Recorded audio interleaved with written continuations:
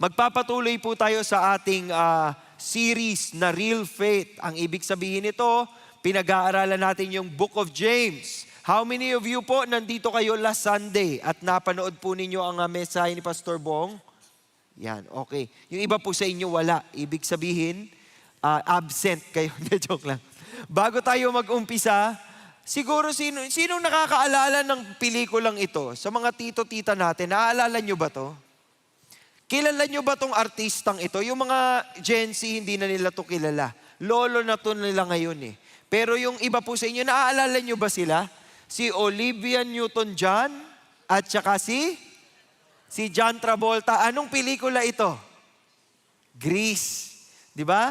Naalala po ninyo, ito pong ang pangalan po ni Olivia dyan ay si Sandy. Mahal po niya itong si Danny, kaya lang si Danny, bad boy, tinataboy po niya si Sandy kasi nakakasira sa imahe ng kaniyang pagka-bad boy. Kaya itong si Sandy, dilulu siya, nagko-cutics silang magkakaibigan, lumabas ng veranda ng bahay. Tapos kumanta. Kinanta po niya ito. Alam niyo ba tong kantang to? Di ba? Sabi niya, but now there's nowhere to hide since you pushed my love aside. Ano ibig sabihin nun? Sinantabi siya tinulak siya Di ba? Parang inayawan siya Tapos ano sabi niya? Hopelessly devoted to you. Paano niyo ba masasabing hopelessly devoted kayo sa isang tao? Sige nga, tingnan nga natin ang mga mag-asawa dito. Kayo ba ay hopelessly devoted sa inyong asawa? Hindi rin. Parang walang yes na narinig Kayo ba ay hopelessly devoted sa inyong asawa? Kalmado lang. Tsaka puro babae yung narinig ko Nasaan na yung mga tito natin dyan? Kailangan hopelessly devoted. Ang devotion po, o devotion, yan, napakahalaga po niyan. Alam nyo, tingnan nyo itong mga larawang ito. Ito ay larawan ng mga debosyon ng mga tao. How devoted they are to their belief. Pamilyar po sa inyo itong bahaging ito ng larawan? Dito po ito sa Pilipinas. Ngayon ko lang po nalaman, 6 to 7 million people will come here because they are devotees. Milyon din po ang pumupunta ng Jerusalem para magdasal sa pader na ito. Nagsisiksik ho sila dyan sa pader nung kanilang mga prayer. At milyon po galing sa iba't ibang bahagi ng mundo. Ganon din po sa Mecca. Ang mga pinsan po natin, di ba? Sila rin po nagpupunta doon at nagdadasal naman ho sila dito. Milyon din po yan. Pwede tayong maging very devoted traditionally. Di ba nakaulag-galian na natin, nakasanayan na natin, pero pag inisip po ninyo, hindi pwedeng sukatin ang devotion doon lang sa tradisyon. Marami po sa atin, lumaki tayo, nagsisimba. Pero alam nyo, ang puso natin malayo sa Lord. Di ba? Sino nakaka-relate? Ako lang ba yung ganun? Parang meron naman siguro nakaka-relate. Ayan, nakaka-relate naman pala kayo Yun ang problema. Hindi po sa tradisyon napagbabasihan natin yung ating pananampalataya. Kailangan nakikita siya sa estado mismo ng puso natin at ng buhay natin. At yun ang pinag-uusapan kay James. Doon po sa mga pinreach ni Pastor Bong, nakita ninyo, sinasabi ni James sa kanila, magpunla kayo, magtanim kayo, seeds of peace, of mercy, of wisdom, of love. Ipunla nyo yan kasi tutubo yan, lalago yan. Kaya lang, pagtawid ho natin ng chapter 4, makikita nyo, itong mga believers na sinusulatan ni James ay may mga problema rin. Mayroon din silang mga struggle na katulad din po natin. Kaya naman mag-move on tayo sa series na ito. Kung makikita po ninyo, ito yung mga natapos na natin at nandito na tayo sa chapter 4, verses 4 to 12. Ang title po nito is Real Faith is Devotion to God. Yan po ang pag-uusapan natin. Real faith is devotion to God. At ang unang-una po, para masabi ninyong meron kayong devotion sa Panginoon. Ibig sabihin, buong buhay talaga ninyo, tinututok nyo kay Lord. Para masabi po natin yan, anong gagawin natin? Kailangan po ibigay sa Kanya ang, Kailangan po ibigay sa Kanya ang whole heart, buong puso. Hindi pwedeng kalahati lang. Hindi pa pwedeng 1/4. Hindi kayo namamalengke dito. Buong puso dapat ang binibigay natin kay Lord. Nung bata po ako, narinig ko po ito hindi naman po ako rapper talaga. Maaga lang ako talaga yung pumapasok. Yung jeep sa amin sa Mandaluyong, mabilis magpatakbo, tapos mailaw. Tapos malakas yung tugtog. Oo, kaya nakakabisado mo yung mga kanta eh. Merong isang kanta ko naalala, sabi doon, kay sakit namang isipin na, sa puso mo ako'y pangalawa. Sa tuwing makikita kitang kasama siya, pinipikit ko ang aking mga mata. Kayakap ko ang mga Alala niyo ba yung katang yun? Sabi niya, halos hindi ako makahinga. Hinihika na yung nagrarap eh. Bakit? Ano problema niya? Pag pinakinggan ho ninyo yung kantang yun. Ang problema ho niya, nasa relasyon siya nakabit. Kabit siya. So, ganun kahirap yung kanilang pinagdadaanan. Wala ho tayong pinapatamaan dito, pero kung gusto nyong magmahal, kailangan buo ang ibibigay. Kaya nga ang rebuke po ni James dito sa mga believers na sinusulatan niya, you adulteresses. Yun ang ginamit niyang salita. Adulteresses, ibig sabihin kayong mga nakikiapid, nakikikabit. Bakit niya tinawag na ganun? Napakasakit namang salita. Kasi ito ay mga believers na. Pero, compromising sila. Sa buhay nila, meron silang mga ginagawa, tinatanggap, na alam mong hindi pa pwede. Sa salita ng Diyos, sinabing malinaw, bawal yan, pero nagkokompromiso sila.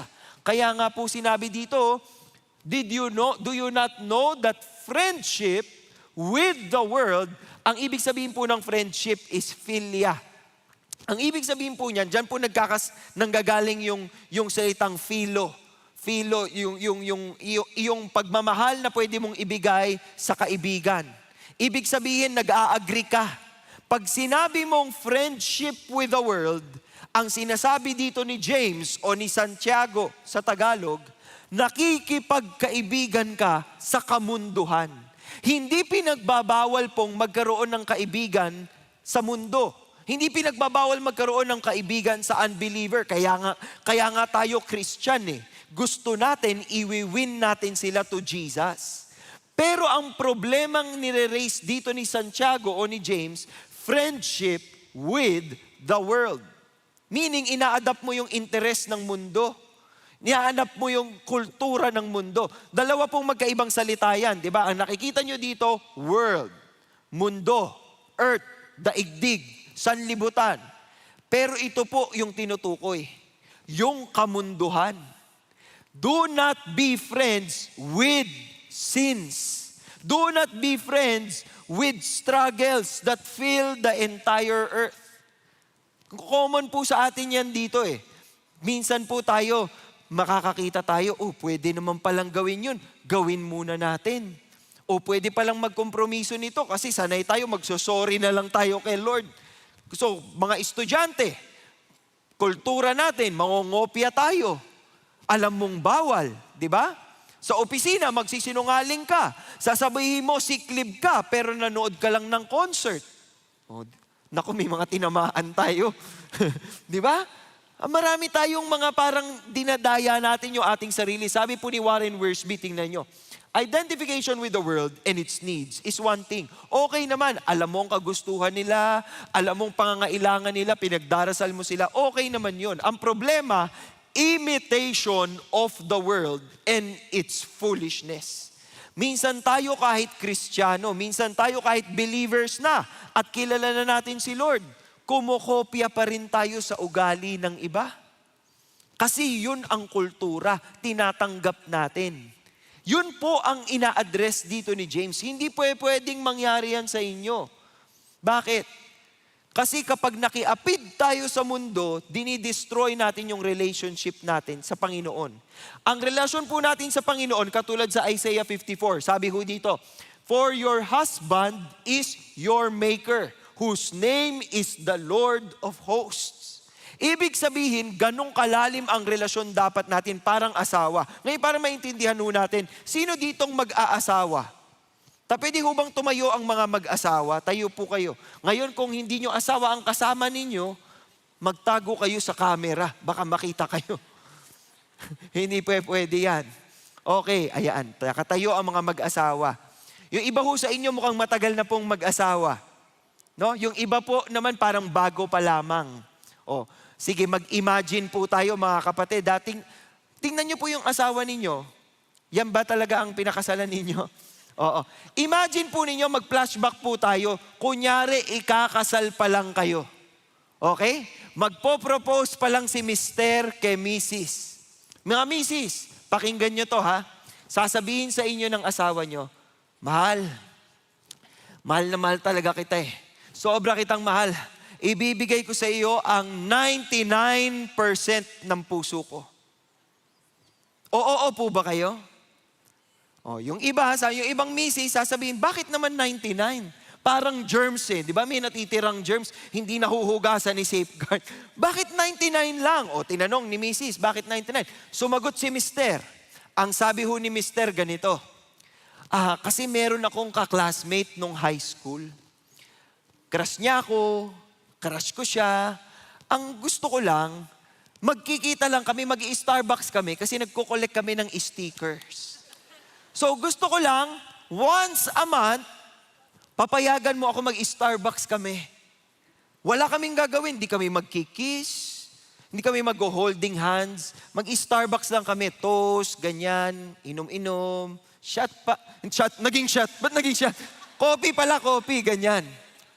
So, pwede ka ba? Okay ba yun sa'yo? Papakasalan mo ba ako? Mga misis, anong isasagot nyo kay mister? Bakit hindi? Ha? Bakit ayaw natin ng 99%? Ano? Buo dapat. Di ba? Hindi tayo papayag na konti lang ang ibibigay sa atin at may kahati tayo. Mga mister, huwag kayong magpanik. Pwede rin namang baliktad yan. Pwedeng si misis din ang may friend nung high school. Chat pa sila ng chat sa Facebook. Pasensya ka na ha? Chatmate kami nitong boyfriend ko nung high school. Pero ikaw ang mahal ko. Papayag ba kayo mga mister?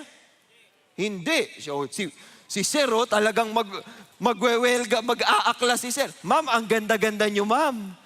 Nararamdaman niyo bang mahal na mahal kayo ni Sir? Okay, palakpakan ho natin ang mga mag-asawa. Upo ho kayo. Hindi pwede.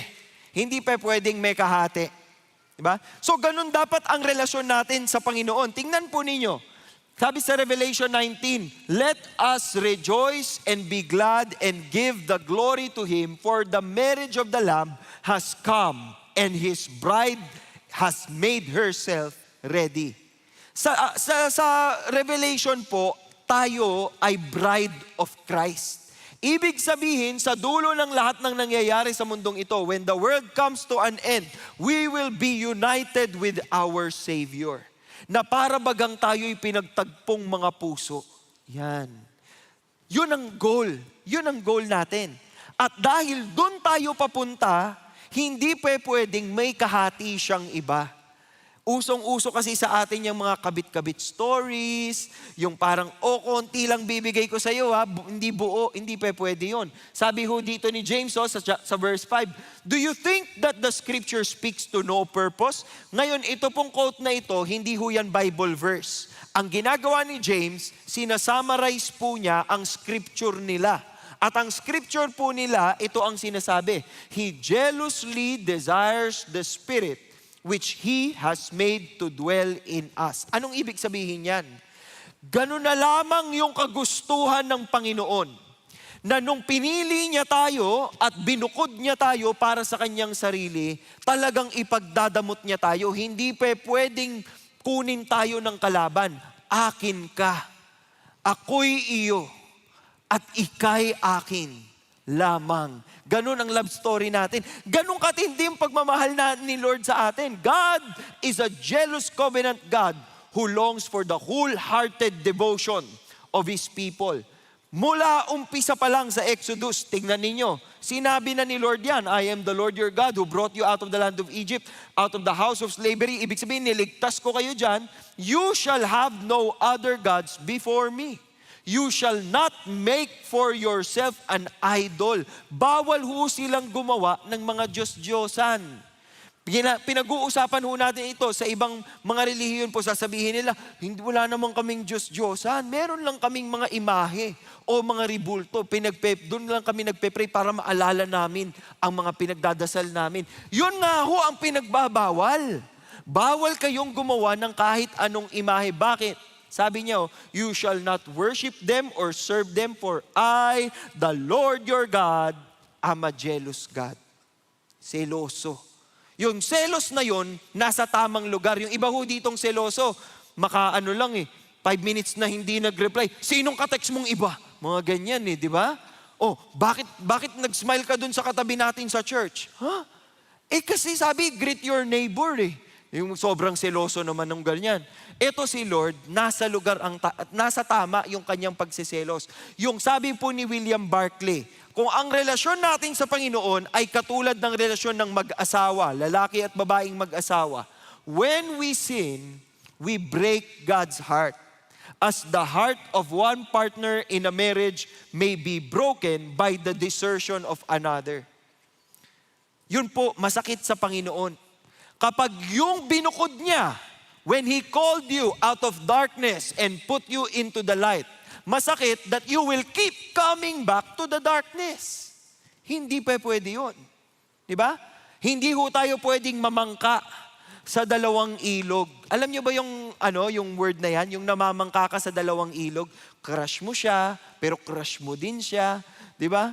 Asawa mo siya ngayon, tapos bukas ito din asawa mo. Hindi pa pwedeng dalawa. Hindi ka pwedeng umawit ng sana. Dalawa ang puso ko. Hindi pa pwede dalawa puso dito. Gusto nyo ba yon? May kahati kayo sa puso ng asawa nyo? Oh, yung iba makahindi, wala namang asawa. Parang feel na feel Hindi. Pero single pa siya. Ayaw natin ng may kahati. Hindi pa pwedeng namamangka sa dalawang ilog.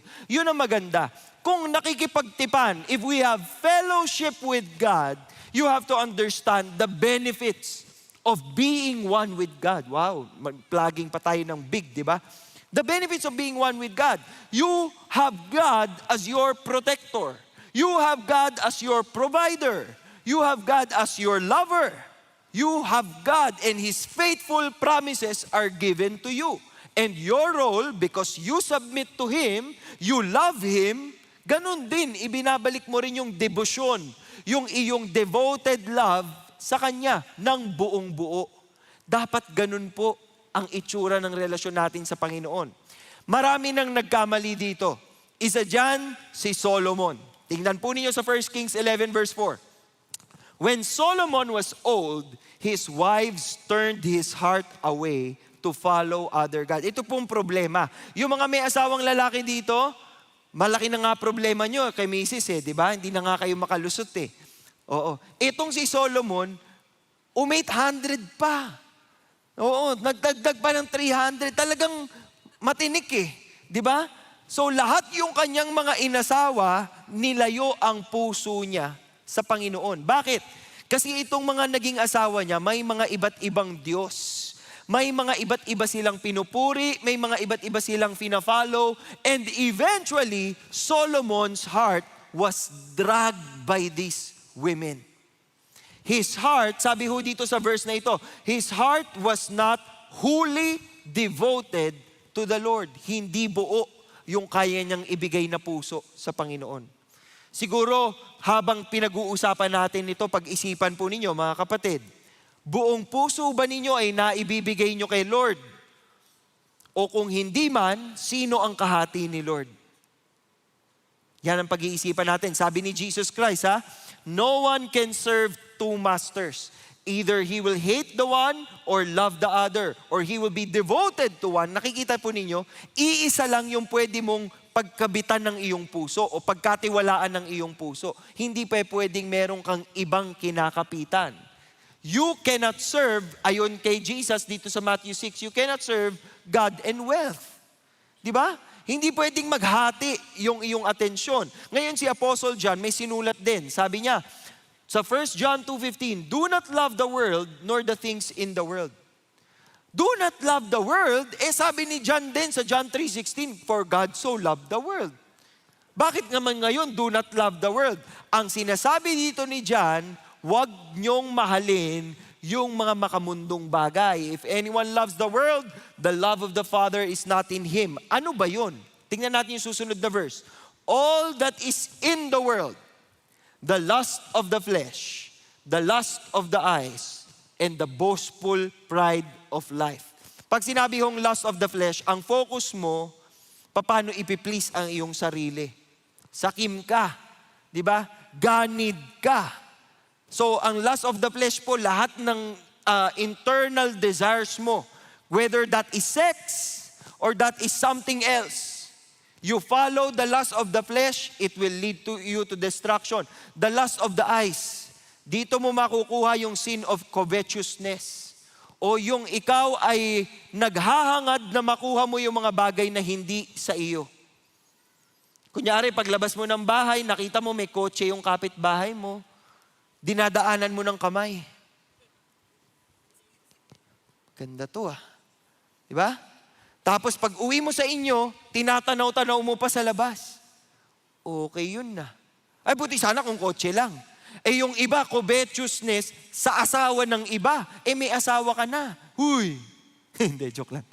Lust of the eyes. Ibig sabihin, tinitignan mo, ano yung pwede ko pang makuha galing sa taong ito? Ano pa yung meron siya na wala ako? Naiinggit. Yan, dyan po pumapasok yan. At itong boastful pride of life, yung napakayabang natin. Lahat itong mga problemang ito ng kamunduhan, yan po ang ina-address natin. Bibitakin yan ang iyong puso. Magiging ganito ang itsura. Maghahati-hati ang puso mo dahil iba't iba yung pinagbibigyan mo, pinagtutuunan mo ng pansin. You are divided into so many passions. You are divided into so many interests. Pera, o di kaya naman ari-arian, kapangyarihan, prestige, yung makilala ka ng ibang tao. Di ba? O di kaya naman reputation. Gustong-gusto rin natin yan. Gusto nga natin, marami tayong friends sa Facebook. Bakit? Kapag kulang ang like, i-erase mo ang post mo. Tapos gagawa ka ng mas magandang post. Di ba? Yung mga ganong bagay, pag ito yung mga pinanghawakan mo, malilito puso mo Para kang si Demas. Kilala nyo ba si Demas? Tingnan nyo si Demas sa Colossians chapter 4:14. Luke, the beloved physician, sends you his greetings, and also Demas. Ibig sabihin, nung sumusulat po si Pablo, mayroon siyang kasama in ministry na ang pangalan ay si Demas. Malamang faithful siya, hindi ba? Pero sa huling letter na sinulat ni Paul, 2 Timothy, tingnan nyo ang description kay Demas. For Demas, having loved this present world, has deserted me and gone to Thessalonica. Crescens has gone to Galatia, Titus to Dalmatia. Itong si Crescens tsaka si Titus, simple lang ang description. Pumunta sila sa ibang lugar. Pero grabe ang description kay Demas. Having loved this present world. Naligaw po. Hindi lang siya lumipat ng lugar. Lumipat ng pagmamahal ang puso niya. Mas minahal niya ang mundo at ang pagiging makamundo kaysa sa salita ng Diyos. Pag ganyan po tayong katulad ni Demas, hindi tayo tatagal in the faith. So pwede ho niya bang tignan ang inyong sarili ngayon at tanungin, kaya ko bang ibigay ng buong buo ang aking puso sa Panginoon? Can I give my whole heart to God? That's the first thing. The second thing is to have a submissive heart. If you really want to express your devotion to God, your heart must be submissive to God. Tingnan ho natin ang James chapter 4. Sabi dito, but He gives a greater grace. Ibig sabihin, napakalaki na lang ng awa at ng grasya at ng pagiging matulungin ng Panginoon sa atin. Bakit? Kaya nga pinaalalahanan tayo, God is opposed to the proud, but gives grace. Nagbibigay siya ng awa. Nagbibigay siya ng grace, ng mercy to the humble, kung kaya nating magpakumbaba. Ang humility po, ang ibig sabihin po niyan, ay kayo ay talagang nagpapakumbaba sa Panginoon. Hindi kayo nagmamataas kay God. Marahil po yung iba sa inyo pag nagpe-pray, nagagalit tayo minsan kay God. God, Bigay mo naman to, ba't yung kapitbahay ko may ganito? Bossing yan, di ba? Hindi dapat humble ang approach natin kay God. Kaya nga sinabi sa susunod na verse, submit therefore to God. Submit, hupotaso, magpasailalim ka kay God. Sinong nasusunod? Si God o ikaw? Tulog na po yata kayo. Sino ang nasusunod? Si God o ikaw? Si God. Si God dapat. Di ba? Pag sinabi mo, pag may gusto kang bagay na makuha, pagpe-pray mo muna, Lord, crush ko talaga siya. Gusto ko siya. So pagpe-pray ko siya. Hanggat hindi sumasagot si Lord, wag mo siyang kukunin. Hindi siya sa iyo. Di ba? Submit. You submit to God. Lord, kung hindi pa time, okay lang. Hindi naman po kalungkutang maging single. May mga single ba dito? Tayo nga po ang mga single natin. Single, wala pang asawa. Yun po ang ibig sabihin ng single. O 1, 2, 3 tayo. Single, walang asawa. O, di ba? O, ang dami. O, kasi mo problema ka, ano ba yan? Wala akong ma-meet. Ayan o, ang dami-dami nyo. Di ba? Mga single, paalala sa inyo, ha? Ngayon pa lang, mag-practice na kayo ng submission sa Panginoon. Pag sinabi ni Lord, hindi pleasing yan, huwag mong gawin. Pag sinabi ni Lord, hindi tama yung taong yan, huwag mo nang habulin. Pag sinabi ni Lord, hindi ka makikita niyan ni Jungkook, i-let go mo na siya. Mag-let go ka, di ba? Submit to God. Pag sinabi ni Lord, focus ka muna sa pag-aaral.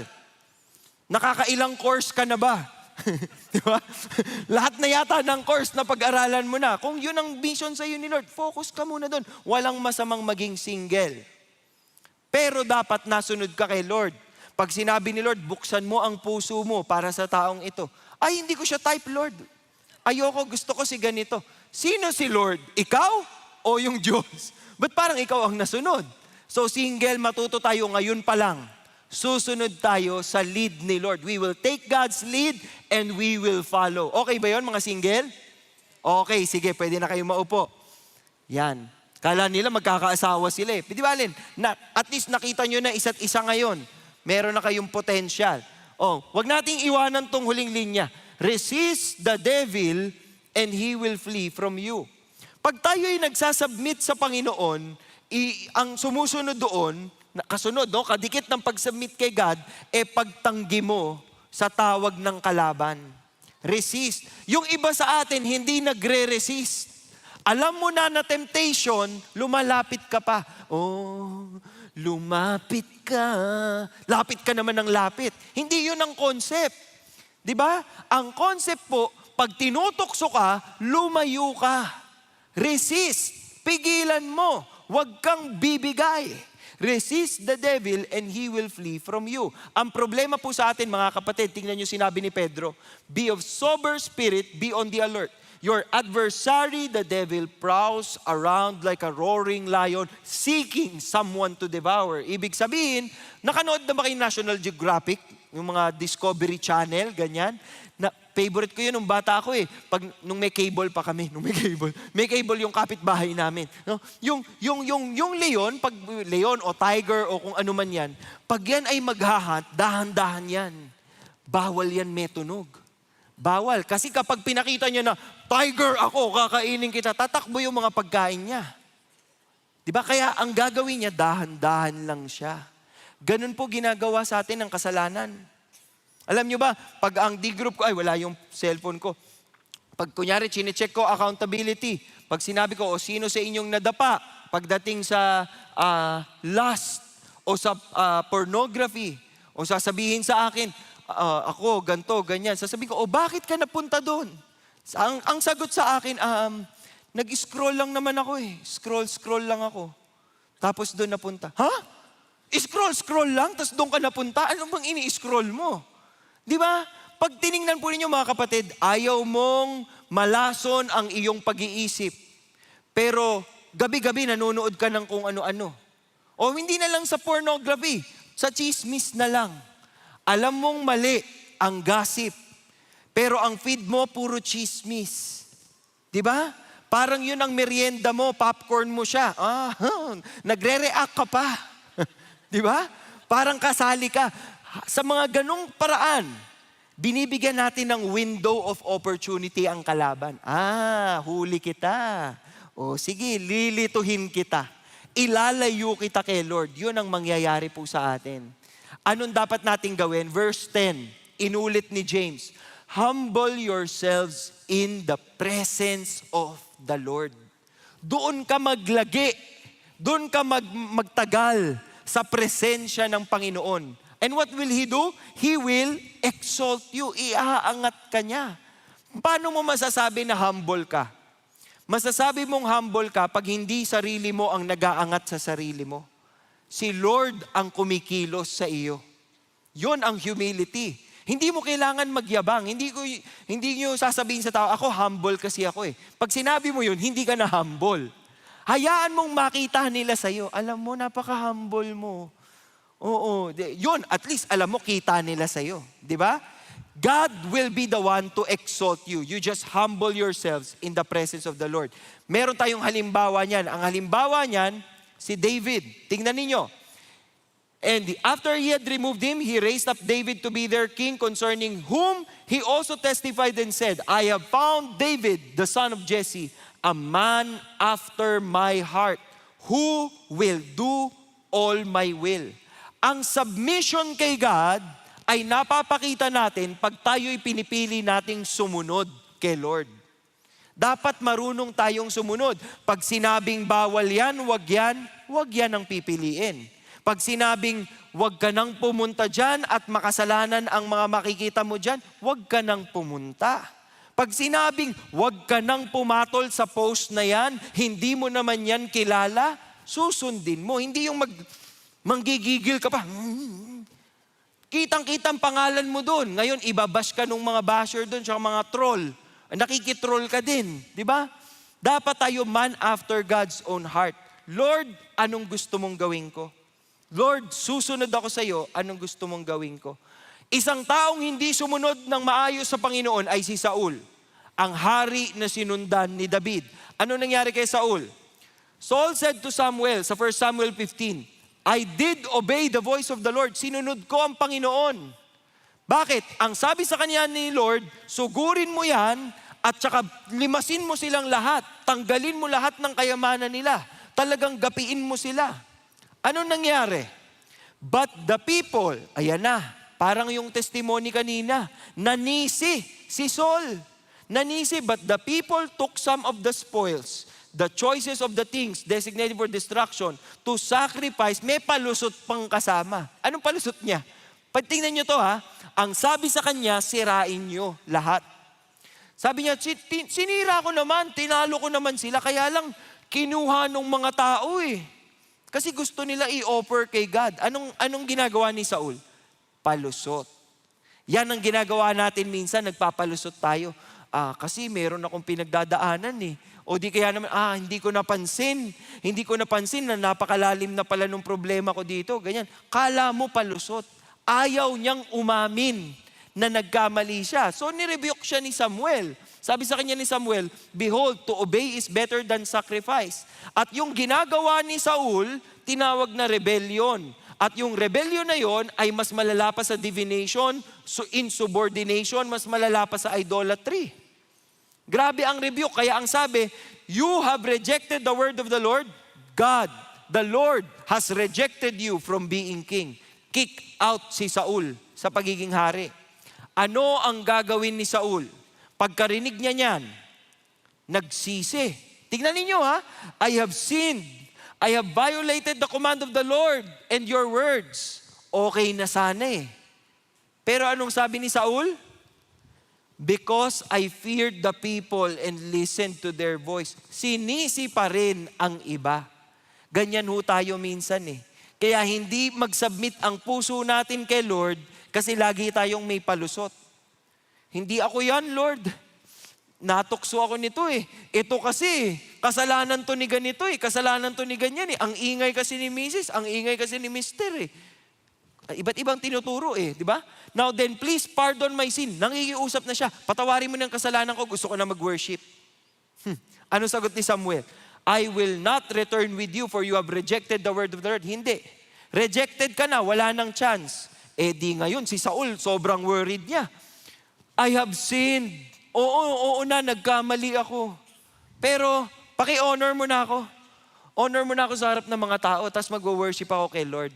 Sa palagay niyo, totoo yung kanyang pagre-repent? Bakit siya nagre-repent? Bakit siya nagsosorry? Kasi may gusto siyang makuha. Hindi totoong pagpapakumbaba. Kapag merong ginagawa mo lang siya dahil may gusto kang kuhain. Kaibahan po kay David. Nung si David ay na-rebuke, tingnan yung sinabi ni David sa Psalm 51. Alala niyo yung kasalanan ni David kay Bathsheba? Naalala niyo po yon? Ang dami niyang kapalpakan, kala niya makakalusot siya. Pero di siya nakalusot. At nung na-rebuke siya, nagdasal siya. Be gracious to me according to your faithfulness, according to the greatness of your compassion. Wipe out my wrongdoings. Wash me thoroughly from my guilt. Cleanse me from my sin. For I know my wrongdoings and my sin is constantly before me. Anong ginagawa dito ni David? Inaako niya yung mali niya. Yun ang tunay na pagpapakumbaba. Pag humarap tayo kay Lord, aakuin mong mali mo. Hindi mo sisisihin si Facebook, hindi mo sisisihin yung kaibigan mo, hindi mo sisisihin yung kaklase mo o yung asawa mo. Aangkinin mo yung maling ginawa mo. And then after that, nakiusap si David. You do not delight in sacrifice. Otherwise, I would give it. Kaya kong ibigay yung mga sakripisyong yun eh. Pero hindi yun ang gusto mo, Lord. You are not pleased with burnt offering. The sacrifices of God are a broken spirit, a broken and contrite heart. God, you will not despise. Yun ang habol ni Lord.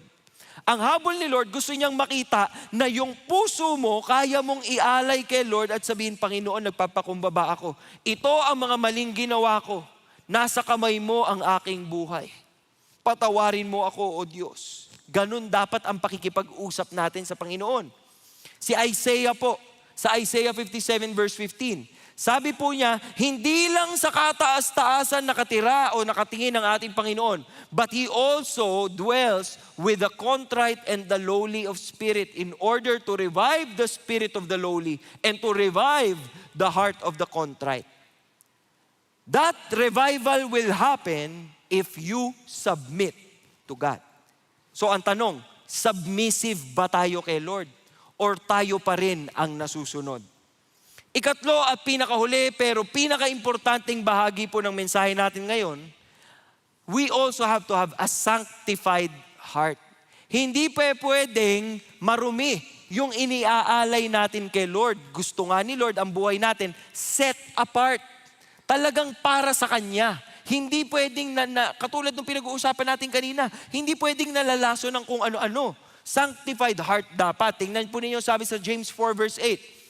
Paano to gagawin? Draw near to God and He will draw near to you. Lumapit ka kay Lord. Hindi sa tukso. Lumapit ka kay Lord, lalapit din siya sa iyo. Draw near to God and He will draw near to you. At sa paglapit mo sa Panginoon, cleanse your hands. Hugasan mo.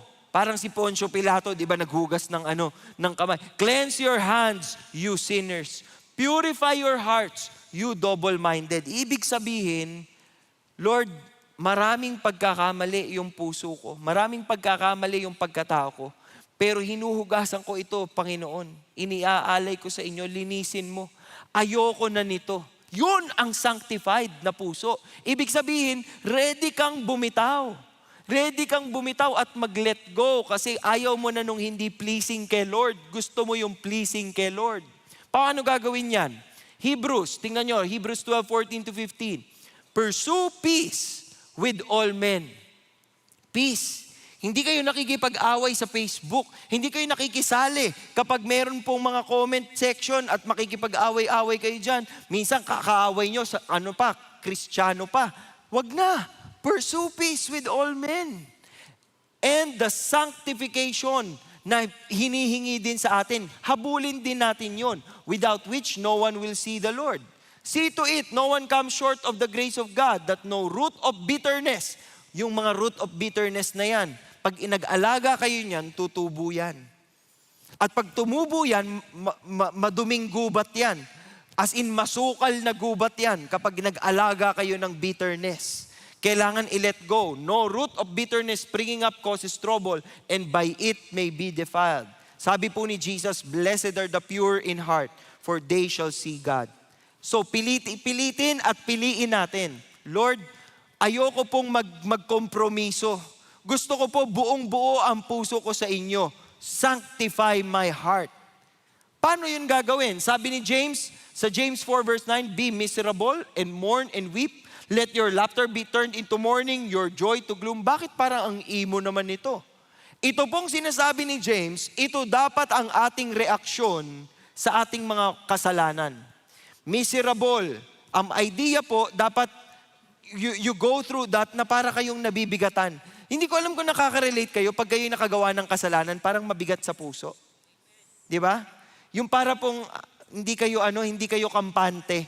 Parang pag may mali kayong ginawa, yung mga anak dito, pag may mali kayong ginawa sa magulang ninyo, parang di kayo mapakali. Hindi nga kayo makakain tsaka makatingin ng diretso. Di ba kay mami, parang wala nakaka-relate sa akin. Ako lang ba yung ganun? Oo, kasi kapag kung may mali akong ginawa, pag kumakain, hindi ako nag-eye contact eh. Di ba? Ganun po yung sinasabi dito, be miserable. Damdamin mo yon. Mourn and weep, iyakan mo yung kasalanan. Iyakan mo na hindi mo nasunod si Lord. Let your laughter be turned to mourning and your joy to gloom. Bakit?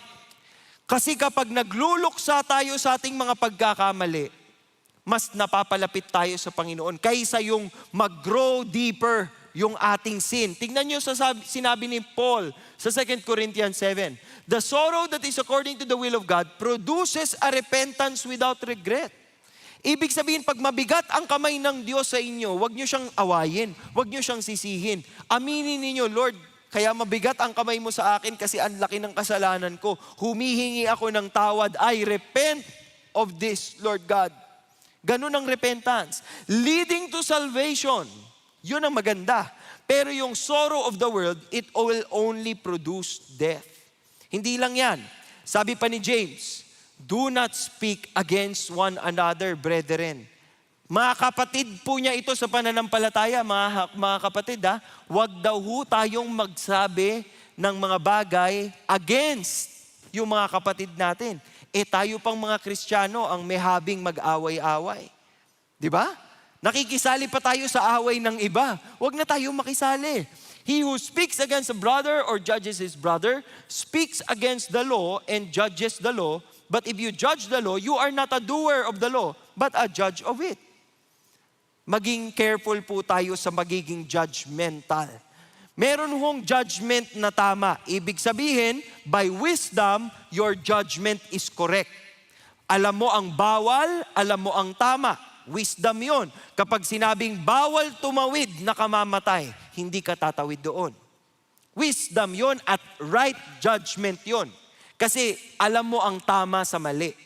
Pero itong pagiging judgmental, judging your brother, o judging someone, delikado po yan. May warning si Jesus dyan. Tingnan ninyo. Sabi sa Matthew 7, do not judge so that you will not be judged. Anong punto nito? Tingnan nyo sa verse 3. Why do you look at the speck that is in your brother's eye, but do not notice the log that is in your own eye? Kung makapintas po tayo, kala mo naman pogi tayo. O maganda tayo. Kung makapintas kayo sa mali ng iba, ini-share nyo pa, alam mo mali talaga siya dyan eh, ganyan-ganyan. Tignan muna natin ang ating sarili. Baka tayo'y may mga pagkakamali rin. At nakakahiya yun. Kasi kapag sinabi mo sa tao, ay naku, itong si ganito, problema talaga yan. Oh, daming mali, bla bla bla bla. Sabihin sa inong kausap mo, aba ikaw rin. Medyo nakakahiya yun, di ba? Why do you look at the speck? You do not notice the log. Di ba? Ang liit nung pinupuna mo, ang laki pala ng problema sa iyo din. You hypocrite. Ang tawag sa iyo, hipokrito. First, take the log out of your own eye and then you will see clearly. Take the speck out of your brother's eye. Ibig sabihin, kung tatanggalin mo yon, makakatulong ka sa iba. Kesa yung husgahan mo lang siya ng husgahan at hindi mo sinasabi sa kanya kung ano yung tama at mali. Right judgment will allow you to talk to the person. Kung gusto mo siyang i-rebuke, gagawin mo yan ng tama. Dati po may nakipag-usap sa akin na meron po siyang struggle. Sabi niya, ganyan ba talaga kayo mga Christian? Galit kayo sa mga LGBT? Sabi ko, pag mali ang sagot ko dito, hindi ko siya matuturo kay Kristo. Sabi ko sa kanya, alam mo kasi sa Bible, tinuturo talaga doon na yung homosexuality is a sin. Pero, alam mo ba na sa Bible kasalanan din ang magsinungaling? Sa Bible, kasalanan din ang magnakaw. Sa Bible, kasalanan din ang magtanim ng galit o puot. At marami dito sa listahan na to, guilty ako. Kaya parehas lang tayo. Parehas tayong makasalanan. Parehas tayong kailangan natin si Lord. Yung ganong klaseng usap, na ibigay mo ang tama, na ituro mo ang tama, pero hindi mo siya minaliit o minata. Yun po yung importante. Minsan tayo sa ating kagustuhang maging righteous and to speak righteously, nawawala po ang grasya, nawawala po ang amor o pagmamahal. Winar na tayo dyan ni Jesus. Huwag natin niyang gawin. And then, pinaalalahanan po tayo ni James, there is only one lawgiver and judge, the one who is able to save and to destroy. But who are you to judge your neighbor? Wala tayong karapatan. Wala tayong karapatan dahil tao lamang tayo. Ang judge natin ay Panginoon. So bigyan natin ng pagkakataon ng Panginoon na mag-cast ng kanyang judgment. Paano yun? Minsan ho kapag kayo'y nasaktan ng ibang tao, gusto nyong gumante. Sino na dito nakaranas na gusto nyong gumante? Naka-experience na kayo na you want to take revenge. Taas kamay, maging honest tayo dito. Tayo lang. Yan. Huwag nyo na hong sabihin sa katabi nyo na gusto nyong gumanti sa kanya. Oo. Lahat tayo na-experience na yung paggante. Pero tingnan yung reminder ni Paul sa Romans 12. Never take your own revenge. Huwag kayong gumante. Huwag kayo ang gagante. But leave room for the wrath of God. Hayaan yung si Lord ang gumawa nun, for it is written, vengeance is mine, I will repay, says the Lord. So even yung atin pong mga, pag meron tayong nagawa sa atin, yung mga kakilala natin, huwag tayong pailalim na tumira. Huwag tayong uppercut sa kanila. Walang gantihan. Hayaan natin si Lord kumilos. Hayaan natin ang Panginoon na magsabi at magpakita sa kanila bakit mali yung kanilang ginawa. Hindi natin kailangang gumante. Kasi yung puso natin, it is set apart, it is sanctified. At paano natin mapapanatiling sanctified ang ating mga puso, mga kapatid? Philippians 3:20. Tingnan po ninyo ito. Our citizenship is in heaven. Wala tayo dito sa mundo. Ang citizenship natin, kung kayo ay naniniwala sa Panginoong Jesucristo, He is your Lord and He is your Savior. Ang citizenship mo ay sa langit. Oo. Talo pa nun ang US visa. Talo pa nun ang Schengen visa. Talo pa nun ang Philippine visa. Wow, Philippine visa. Ito ay citizenship in heaven. So, yun ang iyong tututukan para hindi ka affected ng mga negatibong nangyayari. Sabi dito, from which also we eagerly wait for a Savior, the Lord Jesus Christ. Yun ang hinihintay natin. Hinihintay natin ang pagbabalik ng Panginoong Jesucristo. Hindi ko alam kung naghintay na po ba kayo sa isang tao? Meron ba ditong naghihintay sa isang tao? Nakapaghintay na sa isang tao? Meron? Oh, wala. Ayan, naghintayan kayo. Hindi kayo agad nakapag-asawa. Ganyan. O meron, sino naghintay ng sweldo? May naghihintay ng sweldo. Ayan. Yun, madami. Ito pala. Ayaw pala ng hintayan ng asawa. Gusto hintayan ng pera. Sino naghihintay dito ma-promote? Meron mga naghihintay ma-promote. O, di ba? Alam kong mahirap maghintay. Pero napakaganda ng journey kung alam mo kung ano yung inaasahan mo. Di ba? Nung ako po ay bata, gusto ko na mag-asawa grade 1 pa lang. Wala pa akong kamalay-malay. Nakikita ko may batang tumatakbo. Ganun lang siguro ako dati. Bakit kaya ginusto ko mag-asawa? Kakanood ng TV. Kakanood ng Gimmick tsaka TGIS. Yan, di ba yung mga landian-landian nila doon? Parang kala mo, gusto ko na rin ng girlfriend, ganyan. Nako, so ang tagal-tagal kong iniintay. Ang tagal-tagal ko hinahanap. So sobrang tagal kong naghahanap, ang dami ko na nakarelasyon. Pero eventually, nung tama na yung puso ko, sabi ko, Lord, hihintayin ko ang tamang tao na para sa akin. At matagal kong hinintay yun hanggang nakita ko siya. At nung nakita ko siya, naghintay ako ng mas matagal pa. Kasi bagong lang ako noon bagong revive lang po ako. So nung nagsabi ako sa magulang niya, pwede ko po bang pakasalan ng anak niyo? Ha? Ganun yung reaksyon. Kasi nga ko lang Oo. So parang hindi makapaniwala yung nanay, di ba? So maghintay ka muna.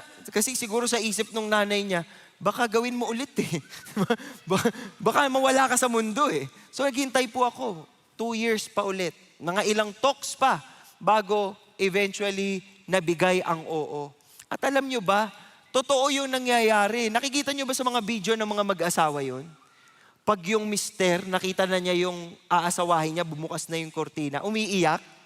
Yung mister nyo ba umiyak nung nakita kayo? Alam nyo kung bakit? Nagsisi siya. Hindi, joke lang. May iyak na sana si ate dito. Oo. Nangyari ho yan sa akin. Tingnan mo yung itsurang to. Parang nalugi Hindi. Naiyak ho talaga ako nung pagbukas ng kortina at nakita ko kung gaano kaganda yung aking asawa.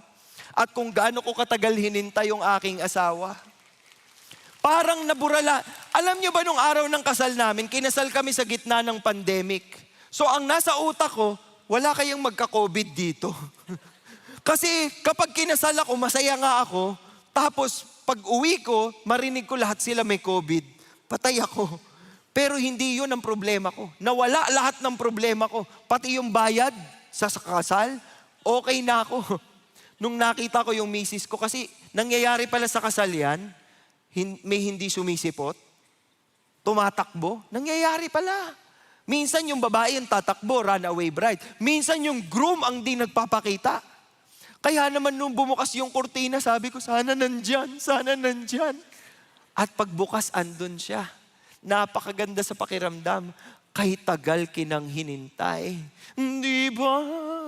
Ako'y tao lang. Yeah, nakita ko siya Tapos ano nga ba yung team song natin dito, babe? Pagpasok mo dyan? Yan. Hindi mo na maalala. Hindi ko na rin maalala Para ho akong walang naririnig. Basta nakikita ko lang siya, eto na ang pangarap ng buhay ko. Ito na ang makakasama ko habang buhay. Papalapit na siya, papalapit na siya. Hindi ako nagdalawang isip. Kasi matagal ko tong hinintay. Ang pinag-uusapan natin dito, hindi lang pag-aasawa. Matagal din po nating dapat hinihintay at dapat nakaredy ang ating puso sa pagbabalik ng Panginoong Hesukristo. Dahil higit sa kasiyahan ng mag-asawang magkikita for the first time, higit pa dun, yung makikita mo ang iyong tagapagligtas.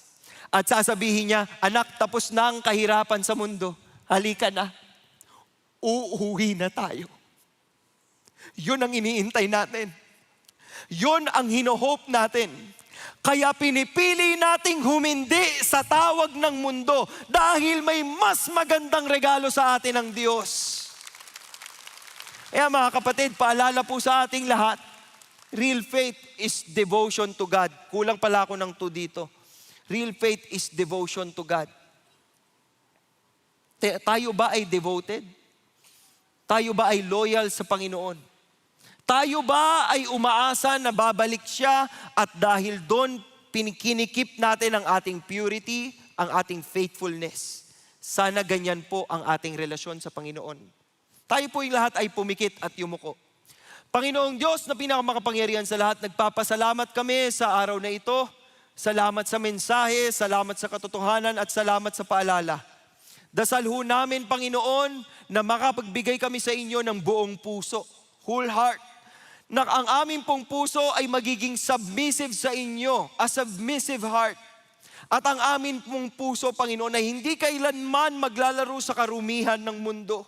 It will be sanctified, a sanctified heart. We pray, Lord God, that we get to please you and honor you. At sa ibang tao pong nandito ngayon, marahil hindi nyo nararamdaman yung kasiyahan, hindi nyo nararamdaman yung kabuuan ng mga pangako ng Diyos, katuparan ng mga pangako ng Diyos sa inyong buhay kasi hindi pa kayo nakasuko sa Kanya. Kung never ka pang sumuko sa Panginoong Jesucristo, I want to pray for you. So habang nakapikit na kayo ko ang lahat, if you want to surrender to Jesus tonight, can you raise your hand? At sa pagtaas mo ng iyong kamay, sinasabi mo, Panginoong Jesucristo, simula ngayon, ako'y susunod sa iyo. Simula ngayon sa iyo ang buhay ko. Simula ngayon sa iyo ang lahat ng mga desisyon ko. Panginoon, nakikita mo ang mga kamay na nakataas ngayon. Habang nakataas ang inyong mga kamay, sabihin niyo sa Panginoon, Panginoon Diyos, patawarin mo ko. Forgive me of my sins. I repent of my sins, Lord God. Wash me clean by the blood of Christ. And Lord Jesus, I look to you today. As my Lord, ikaw ang masusunod. As my Savior, ikaw ang tagapagligtas. Allow me to grow in the faith and to grow more and more in love with you. Maaari nyo nang ibabain yung mga kamay. Para sa ating lahat, kung ang mensaheng ito ay nangusap sa inyo at gusto nyo ngayong linggong ito, ipapakita nyo sa Lord na talagang devoted kayo sa Kanya. Can you make a stand of commitment? Pwede mo bang tindigan yan? At sa pagtayo mo, ang sinasabi mo, O Diyos, manahan ka sa aking buhay. Manahan ka sa aking lahat ng mga ginagawa. Manahan ka, O Diyos, sa aking pamilya, sa aking opisina, sa aking eskwela.